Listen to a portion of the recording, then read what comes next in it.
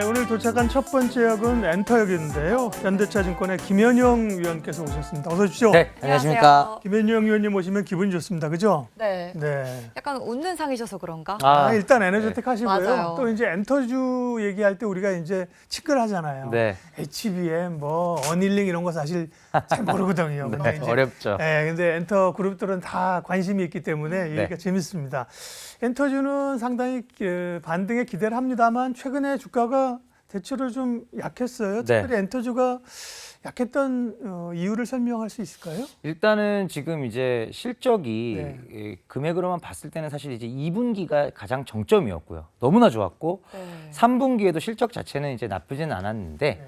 성장률은 아무래도 조금은 이제 둔화가 될 수밖에 없겠고 그런 부분들이 이제 뭐 주가상에 조금 부정적으로 작용을 한 것 같고요. 특히 또 이제 이벤트 측면에서 보더라도 이제 YG의 블랙핑크 사태라던가 이런 부분들이 조금 투심을 끌어내린 부분들도 있었습니다. 네. 예. 그래도 타 섹터 대비 상당히 선방하면서 사실은 올랐다가 빠진 정도이기 때문에 여타 섹터 대비로는 여전히 이제 크게 주가상으로는 좀 아웃퍼폼 했다 이렇게 보고 있습니다. JYP가 2분기 실적 좋았어요. 근데 시장에서는 그 좋은 실적에 만족하지 못하면서 그죠? 네. 오히려 그때부터 엔터주가 좀 꺾이는 흐름들이 나서 맞습니다. 그러니까요. 그러니까 시장 기대치를 아주 소폭 하회를 했음에도 불구하고 워낙에 이제 눈높이가 높은 곳에 가 있었고 네. K-팝이 그러면 어디까지 갈 수 있을까? 뭐 이러다가 이런 기세라면 미국 시장도 그냥 이제 어떻게 잡아먹는 깃발을 거 아니야? 내리꽂는 거 아니냐. 네. 이런 기대들이 있었는데 아무래도 이제 속도 조절이라는 게 항상 그렇죠. 필요하지 않습니까?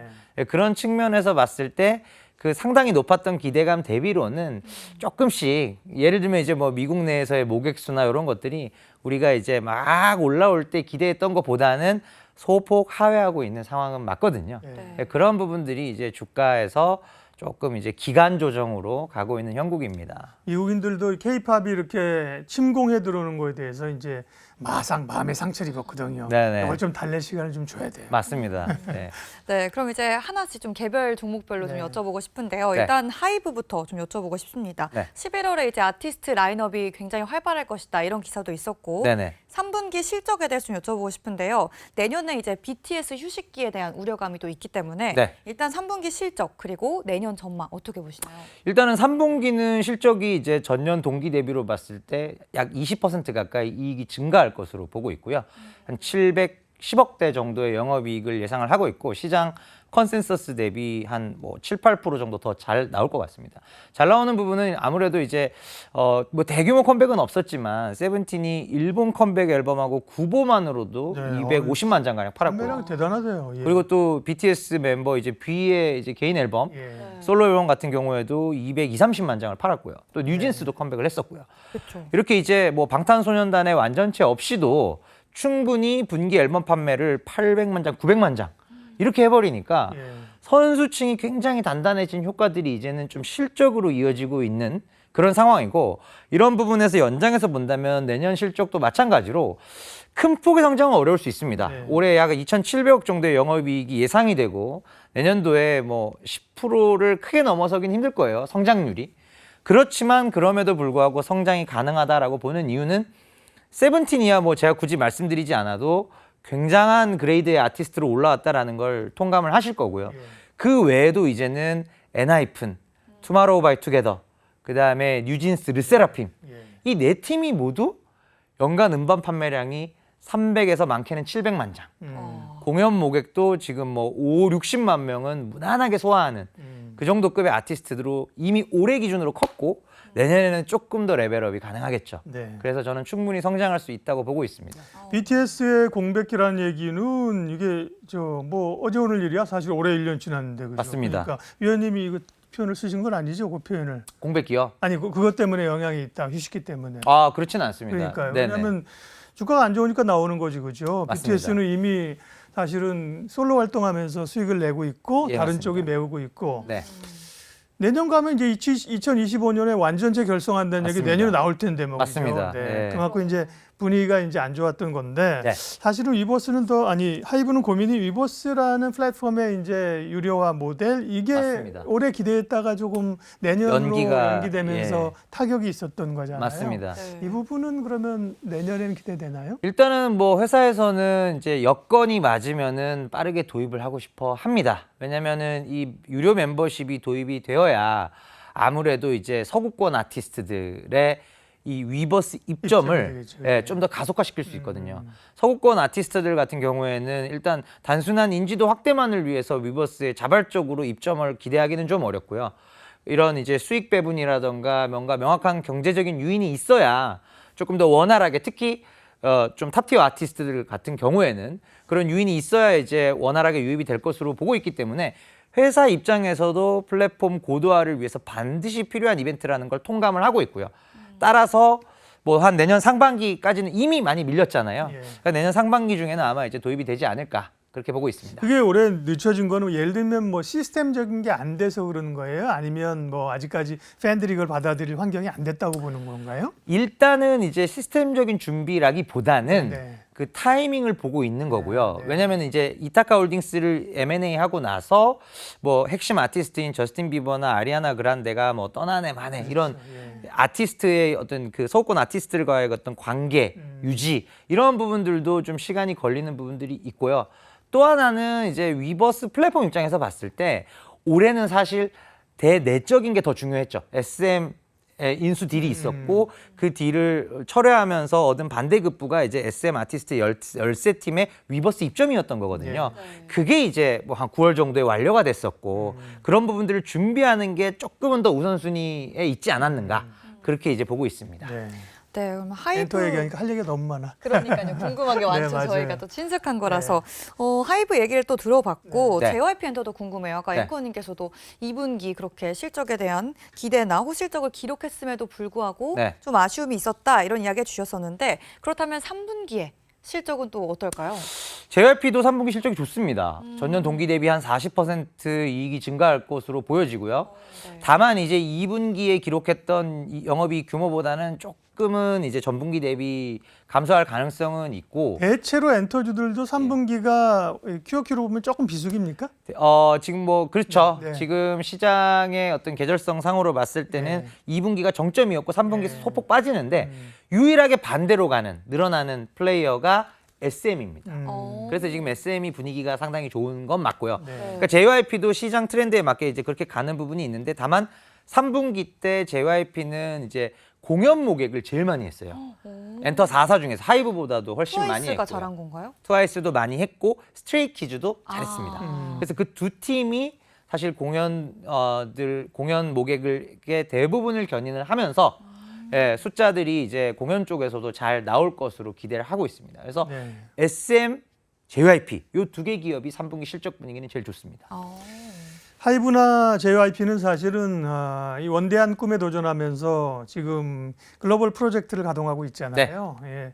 JYP가 이제 비처라는 그룹을 네. 이제 등단을 시켰고, 네, 맞습니다. 그다음 뭐 JYP는 중국, 일본 이쪽에서도 있고 네. 지금 하이브도 미국의 그룹들 데뷔하고 있는데 네.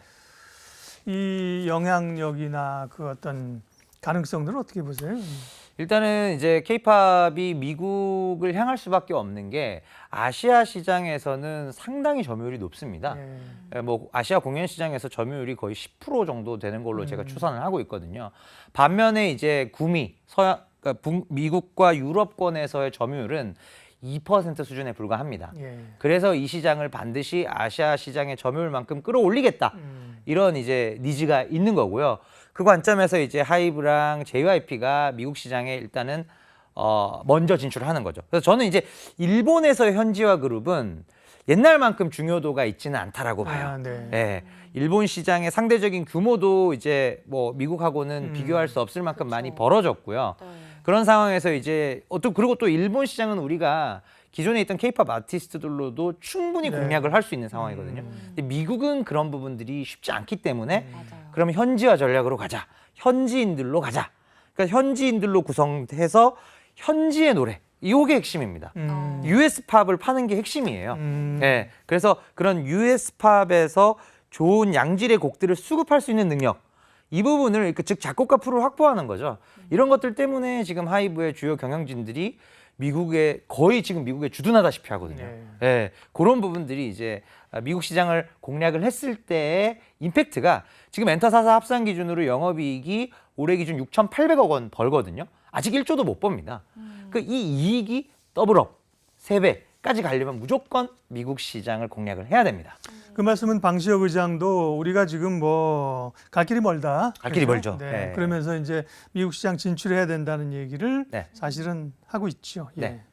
네, 현지화 전략이 진짜 잘 먹혀야 한 번 더 점프업하는 그런 네. 기회가 될 것 같고요. 맞습니다. YG엔터 같은 경우는 이제 블랙핑크 때문에 되게 시끄러운 이슈가 있었잖아요. 네네. 재계약 이슈 때문에. 그렇죠. 그래도 이제 그걸 좀 메워줄 수 있을까라는 기대감을 갖게 하는 네. 베이비몬스터 11월에 드디어 네네. 데뷔를 한다고 하던데 네. 어떻게 블랙핑크를 채울 수 있을까요?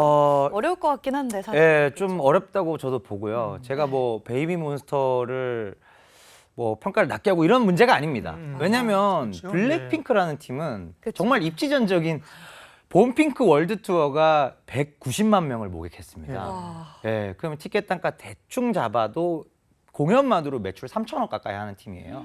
이런 팀을 과연 이제 막 데뷔하는 신인이 대체한다라고 가정하는 것 자체가 조금 어려운 가정이고요. 그래서 이제 베이비 몬스터의 역할은 일단은 이제 지금 4세대 걸그룹 중에서 소위 말하는 빅4, 네. 그러니까 에스파, 뉴진스, 르세라핌, 아이브, 이 빅4 대열을 빅4를 견제할 수 있는 수준으로 빠르게 성장을 하는 것. 요게 일단은 이제 급선무가 아닐까 싶고요. 네. 즉 YG를 보유하고 있는 주주분들 입장에서 본다면 또는 잠재주주 입장에서 본다면은 이 블랙핑크를 베이비몬스터가 대체하거나 또는 그거에 관련된 센티멘트로 나는 단기적으로 플레이를 할 거야. 이렇게 지금 YG엔터를 매수하기에는 리스크가 훨씬 큰 구간입니다. 예. 네. 그러게요. 또 그럴 리스크를 굳이 지지 않아도 다른 엔터사들이 많이 있으니까. 좋은 그죠? 대안이 많죠. 맞아요. 맞아요. 네. SM은 이제 그동안 사실은 비정상됐던 게 네. 뭐 그룹은 좀 시끄럽지만 그쵸. SM은 정상화 과정으로 가는 과정인데 맞습니다. 여기도 항상 이렇게 멤버들과의 계약 재계약 문제가 엑소 멤버 또 네. 한 분이 계약해지 뭐 이런 얘기가 또 있는 모양이에요. 그렇죠. 네. 그러니까 사실 이제 오래된 IP, 특히 이제 첫 번째 계약 사이클이 끝나고 나서 재계약이 될 때 뭐 아무래도 이제 이탈하는 게 일반적으로 뭐 없지는 않아요. 그러니까 또 예. 멤버가 또 멤버 수가 많으니까 많죠, 워낙 맞아요. 많죠. 트와이스나 방탄처럼 이렇게 계속 가는 경우도 있지만 예. 그렇지 않은 경우도 있기 때문에 사실은 그 자체를 보기보다는 결국 SM에서 엑소가 차지하는 위상이 지금 얼마이냐. 그렇죠. 그러니까 올해 23년 기준으로 SM이 2,300만 장의 음반을 판매합니다. 네. 그중에 엑소의 비중은 10% 정도밖에 안 되고요. 예. 음반 기준으로는 그렇고 네. 공연은 사실 올해 엑소가 활발하게 활동을 못해서인 탓도 있겠지만 5%가 안 돼요. 그래서 음반 공연 즉 매출 기준으로 보면은 약 한 7, 8% 정도 기여하는 비중이기 때문에 정량적으로는 그렇습니다. 뭐 상징적인 의미는 또 더 있겠지만 네. 정량적으로 한 7에서 8% 수준이기 때문에 일부 멤버의 이탈, 그러니까 완전히 엑소가 해체돼서 없어지는 건 아니잖아요. 그쵸. 없어지면 8% 나가는 겁니다. 그러니까 그렇게 보시면은 이렇게 면밀하게 봐야 되는 이슈이긴 하지만 일단은 임팩트는 5% 언더겠구나. 예, 그 정도로 이제 보시면 될 것 같아요. 네, 그리고 방시혁 의장이 예, 뭐 얘기하세요. S 같은 경우에 그 신인 보이그룹 나왔잖아요. 최근에 라이즈라고. 라이즈. 예, 맞습니다. 근데 또 그 팀이 되게 잘하고 있기 때문에 네. 사실 이 이슈를 조금 묻어줄 수도 있는 그런 건가요? 충분히 가능하고요. 그러니까 사실 SM 엔터 입장에서 본다면은 사실 라이즈가 대성하는 것, 특히 라이즈 같이 이제 막 SM 엔터에서 그렇죠. 신인으로 네. 나오는 팀들은 미국 데뷔까지 염두에 두고 설계를 하거든요. 표현이 좀 죄송하지만 신상이 뜨는 게 좋죠. 맞습니다. 그죠? 예, 예. 그렇죠. 예. 그래서 이제 라이즈가 이미 미국 레코드사하고 계약도 맺었고요. 예. 예. 지금 이제 데뷔 앨범 9월에 내고 나서 연내에 또 디지털 싱글 나오고요. 곡들을 빨리 모아야 투어도 떠나고 미국 데뷔도 하는 거거든요. 그렇죠. 그래서 라이즈가 빠르게 크는 게 SM 입장에서는 더 중요한 사실은 중요한 것은 맞습니다. 네. BTS 멤버 전원이 이제 재계약을 했다는 소식 듣고 우리는 네. 역시 BTS야. 실력도 있고 인성도 있고 관계도 네. 좋아. 그런데 방시혁 의장이 나중에 인터뷰한 거 보니까 네. 꽤 고생했다고, 그죠? 그렇죠. 예. 우여곡절이 있었다. 그 과정에서 예, 그렇게 얘기를 우여곡절이 했죠. 있었다. 이렇게 예. 편하게 쉽게 뭐 도장 찍어 예. 오케이 한 건 아니라는 그럼요. 얘기가 예, 그만큼 이제 그룹들과 성공한 그룹에 재계약을 하기가 쉽지 않다는 말씀을 맞습니다. 드리려고 제가 얘기한 거고요. 맞습니다. 네. 앞서 글로벌 프로젝트 얘기할 때 미국이 이제 중심이다. 네. 일본의 영향력보다도. 근데 네. 그 JYP는 중국도 있잖아요. 있죠. 근데 이제 중국 시장은 사실은 뭐 하려고 해도 할 수 없어서 그런 건지 시장이 좀 그렇죠. 이렇게 약간 외생 변수로 좀 제껴놓은 건가요?